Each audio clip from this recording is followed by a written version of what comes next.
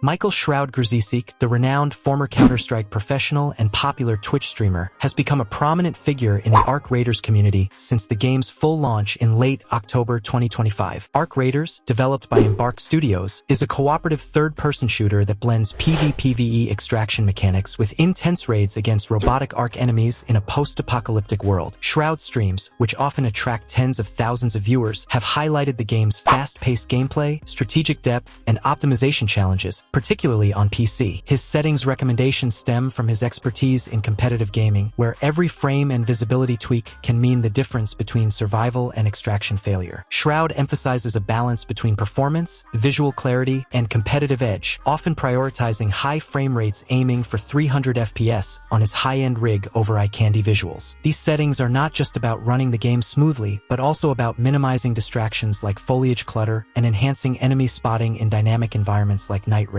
Drawn from his live streams, clips, and community discussions, Shroud's approach has influenced many players, though it has sparked debates on fairness, especially regarding monitor tweaks for low-light scenarios. Which mouse does Shroud use? Shroud primarily uses the Logitech G Pro X Superlight 2DEX, a high-performance wireless gaming mouse that represents a recent evolution in his setup. This switch from his signature Logitech G303 Shroud Edition, which he helped design and popularized for years, stems from his ongoing pursuit of marginal gains in responsiveness and polling rates, as he discussed openly during streams earlier in the year. Shroud's preference for lightweight, low-latency mice is rooted in his background as a former Counter-Strike global offensive professional, where split-second aiming accuracy can make or break a match, and this philosophy carries over into his streaming sessions across titles like Valorant, Escape from Tarkov, Apex Legends, and more. The G Pro X Superlight 2DEX, weighing in at just 60 grams, aligns perfectly with his low-sensitivity playstyle currently set at 800 DPI with a polling rate of 1000 Hz and window sensitivity at 6, resulting in an effective DPI EDPI of 240, which demands fluid, unrestricted arm movements over large mouse pads like his Logitech G840 Darth Vader. Shroud Arc Raiders Mouse Settings. Diving into Arc Raiders Settings menu under the Mouse and Keyboard tab, Shroud's configuration reflects his philosophy of low and slow sensitivity, adapted to the game's third-person perspective and variable zoom levels. Horizontal sensitivity sits at 15%, a slight bump from the default 50% to facilitate quicker 180-degree turns during ambushes by swarms of robotic foes, while vertical sensitivity is dialed down to 15%, promoting controlled upward tracking for airborne drones or elevated platforms without overshooting. This asymmetry accounts for the game's verticality, where enemies often perch on makeshift structures, requiring deliberate flicks rather than erratic swings. Invert vertical look input remains off, aligning with Shroud's natural pulling motion for upward aims, and mouse smoothing is universally disabled to eliminate any artificial interpolation that could disrupt his muscle memory. For zoom scenarios, which dominate Arc Raiders' mid to long-range engagements, Shroud sets the zoom sensitivity multiplier to 100%, ensuring scoped aiming feels like a natural extension of hipfire without deceleration. The scoped zoom sensitivity multiplier edges up to 100%, fine-tuned for sniper rifles like the game's railgun variants, where pinpoint precision is paramount against heavily armored Arc units. Effective DPI EDPI, calculated as 800 DPI multiplied by in-game sensitivity, hovers around 10,400 for horizontal movement, a figure that translates to roughly 25 centimeters 360 degrees turn, ideal for the game's extraction loops where positioning trumps raw speed. Shroud has noted in streams that these values required iteration during the game's beta tests, as initial defaults felt floaty due to the third-person camera's slight inertia, but post-launch patches have stabilized them for competitive viability. Shroud Arc Raiders Crosshair Settings. Arc Raiders Crosshair system, which Shroud actively customized during Technical Test 2 and carried over to launch, allows players to select from preset styles classic cross, dot, circle with center dot, or outline and adjust color, thickness, opacity, and size via sliders in the HUD settings menu. In his TT2 stream VOD timestamp 10906, Shroud explicitly shows editing these options, opting for a compact dot-style crosshair that shrinks minimally on ADS for precise headshots on Arc machines, avoiding the default dynamic bloom that expands on movement or recoil. For launch, his updated clip reveals further refinements: a thin, high-opacity cyan crosshair, highly visible in dusty raids, with dot enabled for hipfire centering. This setup shines in close-quarters buried city extracts, where Shroud's clips show laser-accurate tracking without over-flicking. Community recreations and pro analyses suggest his crosshair is dot plus thin lines, opacity 100%, color cyan green, size small-medium, minimizing screen clutter while highlighting the exact bullet convergence point. Shroud Arc Raiders Video Settings. Shroud's in-game settings for Arc Raiders are tailored for maximum responsiveness and visibility, reflecting his background in esports where low input lag and consistent FPS are paramount. He typically runs the game at a native resolution of 3840 by 2160 on his 27-inch monitor with a 300Hz refresh rate, though he advises scaling down to 1080p for even higher FPS if needed during intense raids. Starting with the display options, Shroud enables full-screen mode exclusively, as it reduces latency compared to borderless windowed, which he calls a crutch for multitaskers. He sets VSync to off to eliminate input lag, accepting potential screen tearing in favor of fluid motion, a trade-off he deems essential for tracking fast-moving Arc drones or player flanks. Frame rate is uncapped, but he uses Nvidia Reflex enabled with Boost to sync GPU rendering and minimize system latency, reporting a noticeable snappier feel during hip-fire duels. Shroud starts from the medium base and customizes aggressively for performance. Texture quality is set to high, as lower settings cause noticeable blurring on enemy models